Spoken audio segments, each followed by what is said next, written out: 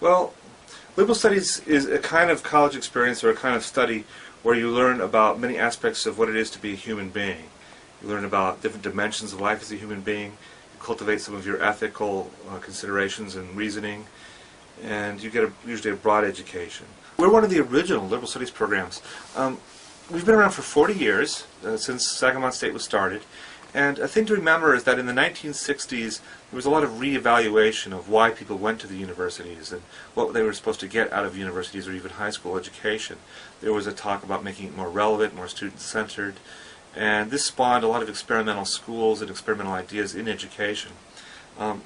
Our program here at Sangamon State, now University of Illinois Springfield, is one of a group of a few schools that began then in the late 60s or very early 70s that have sustained their existence all the way until the present time. So for 40 years we've been letting students create their own degrees and explore the liberal arts in their own way. Our department has always been dependent on the entire university. That is, our department is a home ground where students learn how to build a degree. But then the students rely on faculty from all the disciplines, all the departments, all the colleges, all 4 of them here on this campus. Our core faculty here in the department right now, there aren't so many of us, just 3. Myself, Eric Hadley-Ives. My expertise is in mental health services, social work, social cohesion, community influences on individuals that live in those communities, mental health services, did I ever say that? Anyway, and also community organizing and community action. Rosina Nijinsky is interested in arts, culture, literature. Her background is in comparative literature. She also has studied education and technology.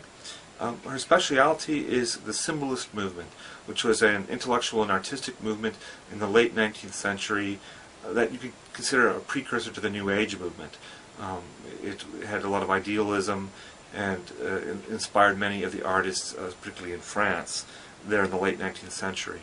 So she's actually a world-recognized expert in that field, and our department is actually the host of an international conference on the symbolist movement that occurred a year ago and will occur again in another year, and also a journal about the symbolist movement is one that she organizes and edits.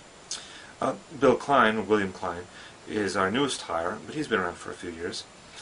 His expertise is in business ethics and economics and business from a philosophical point of view. He has a PhD in philosophy, but his particular interest is in people like Adam Smith and Hume, and he considers the ethics or the philosophy of business.